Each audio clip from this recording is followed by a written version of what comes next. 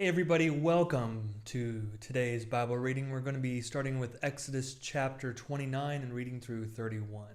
Let's get right in. No fooling around, no lollygagging, no tomfoolery. This is time. This is serious time. So let's do this. Now this is what chapter 29 for real. Now this is what you shall do to them to consecrate them, so that they may serve me as priests. They're talking about Aaron's sons here, by the way. Chapter 28 addressed Aaron's sons being priests. This is what you shall do to make them be priests. Take one young bull and 2 rams without blemish, and unleavened bread, unleavened cakes mixed with oil, and unleavened wafers spread with oil. You shall make them of choice wheat flour. You shall put them in one basket and bring them in the basket. And bring the bull and the 2 rams. You shall bring Aaron and his sons to the entrance of the tent of meeting and wash them with water. Then you shall take the vestments and put on Aaron the tunic and the robe of the ephod and the breastpiece, and gird him with the decorated band of the ephod. And you shall set the turban on his head and put the holy diadem on the turban. You shall take the anointing oil and pour it on his head and anoint him. Then you shall bring his sons and put tunics on them, and you shall gird them with sashes. I always have trouble with that word. You shall gird them with sashes and tie headdresses on them, and the priesthood shall be theirs by perpetual ordinance. You shall then ordain Aaron and his sons. You shall bring the bull in front of the tent of meeting. Aaron and his sons shall lay their hands on the head of the bull, and you shall slaughter the bull before the Lord at the entrance of the tent of meeting, and shall take some of the blood of the bull and put it on the horns of the altar with your finger, and all the rest of the blood you shall pour out at the base of the altar. You shall take all the fat that covers the entrails and the appendage of the liver and the 2 kidneys with the fat that is on them, and turn them into smoke on the altar. But the flesh of the bull and its skin and its dung you shall burn with fire outside the camp. It is a sin offering.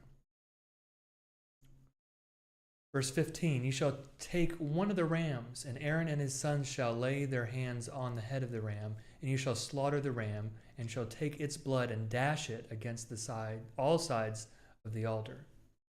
Then you shall cut the ram into its parts, and wash its entrails and its legs, and put them with its parts and its head, and turn the whole ram into smoke on the altar. It is a burnt offering to the Lord. It is a pleasing odor, an offering of fire to the Lord.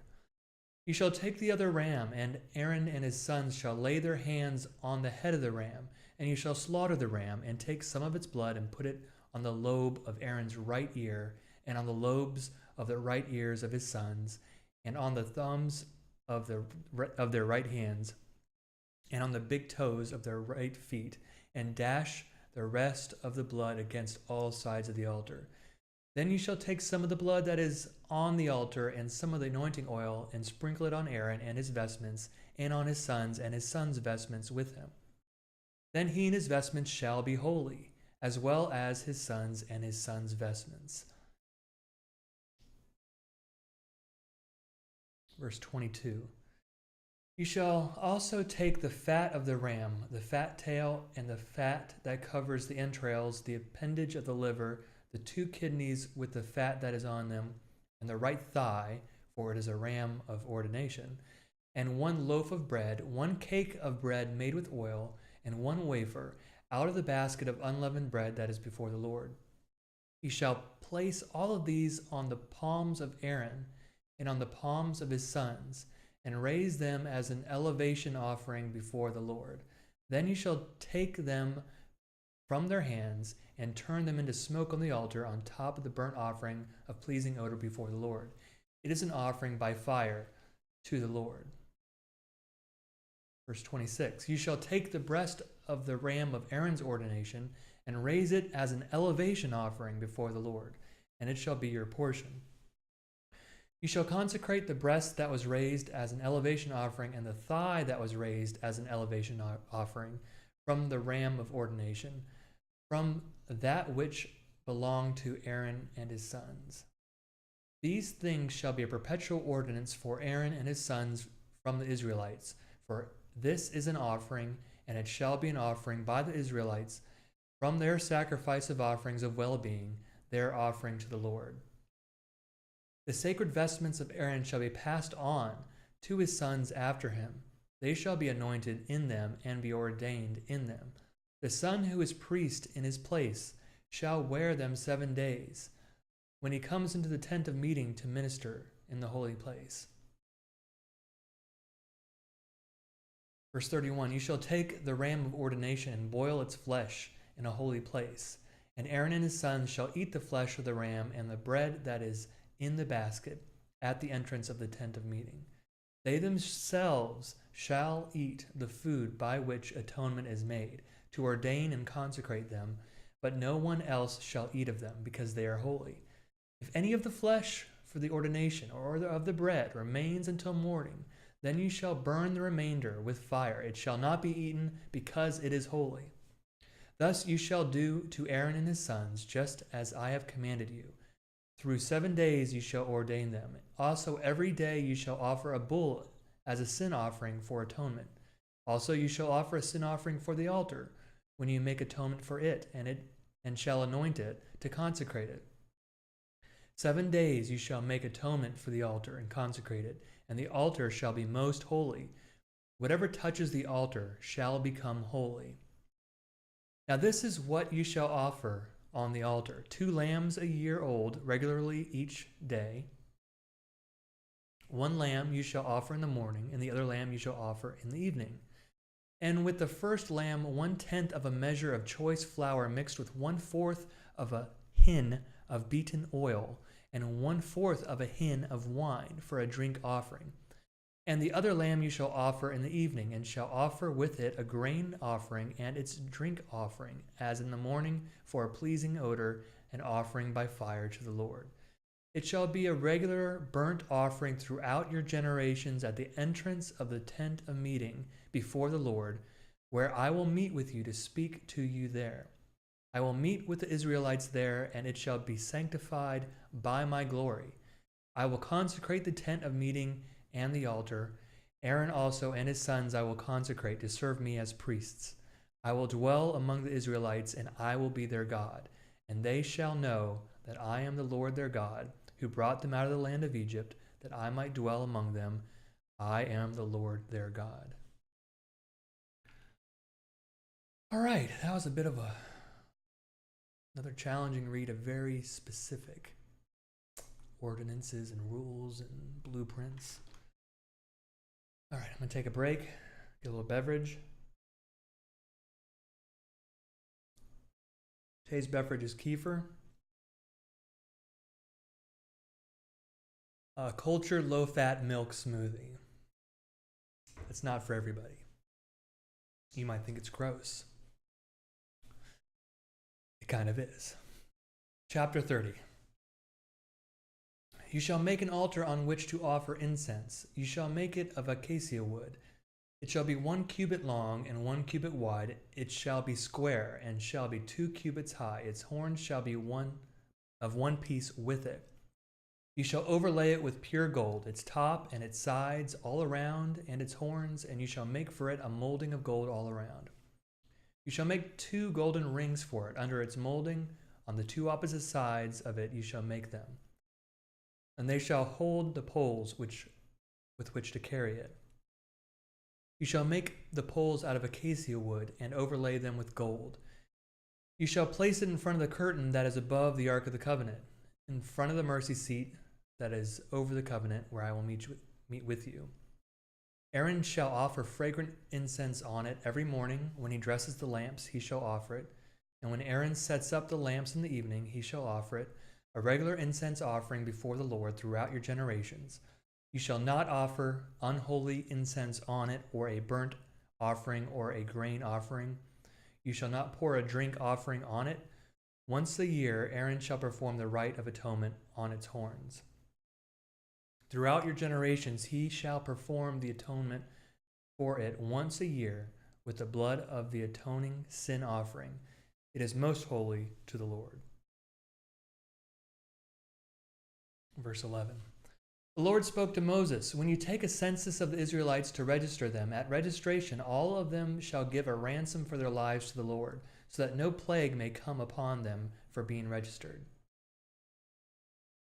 This is what each one who is registered shall give, half a shekel according to the shekel of the sanctuary. The shekel is 20 gerahs, half a shekel as an offering to the Lord. Each one who is registered, from 20 years old and upward, shall give the Lord's offering.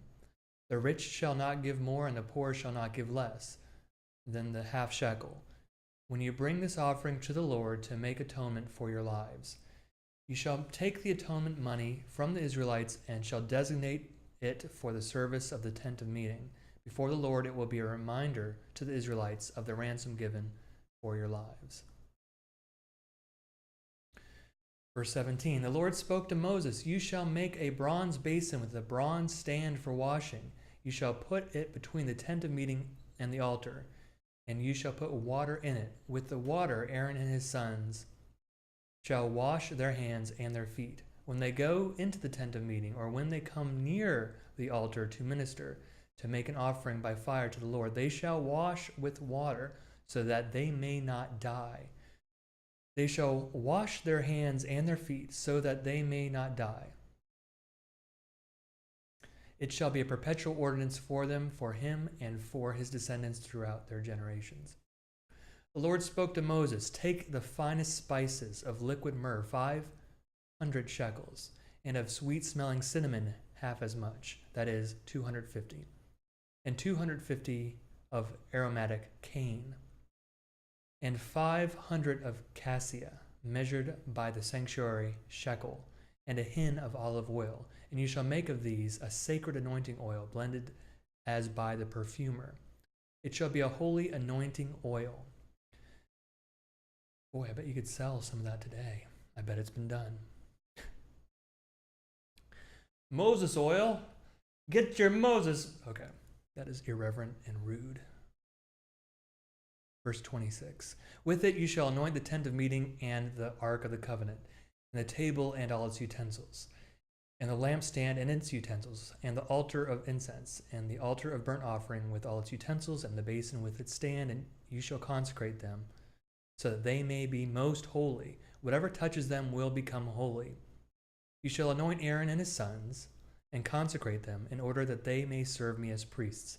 You shall say to the Israelites, this shall be my holy anointing oil throughout your generations. It shall not be used in any ordinary anointing of the body, and you shall make no other like it in composition. It is holy, and it shall be holy to you. Whoever compounds anything like it, or whoever puts any of it on an unqualified person, shall be cut off from the people. I guess there goes my whole sales scheme right there. Verse 34, the Lord said to Moses, take sweet spices, staked, and onycha, and galbanum, sweet spices with pure frankincense, an equal part of each, and make an incense blended as by the perfumer, seasoned with salt, pure and holy.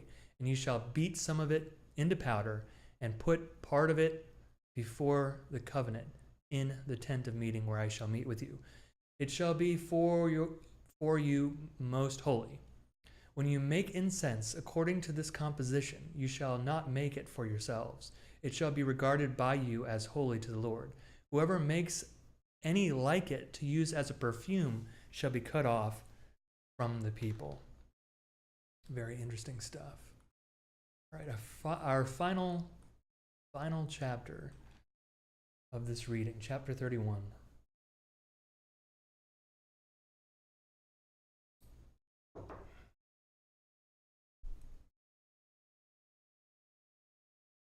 The Lord spoke to Moses, see, I have called by name Bezalel, son of Uri, son of Hur, of the tribe of Judah, and I have filled him with divine spirit, with ability, intelligence, and knowledge in every kind of craft, to devise artistic designs, to work in gold, silver, and bronze, in cutting stones for setting, and in carving wood, and every kind of craft.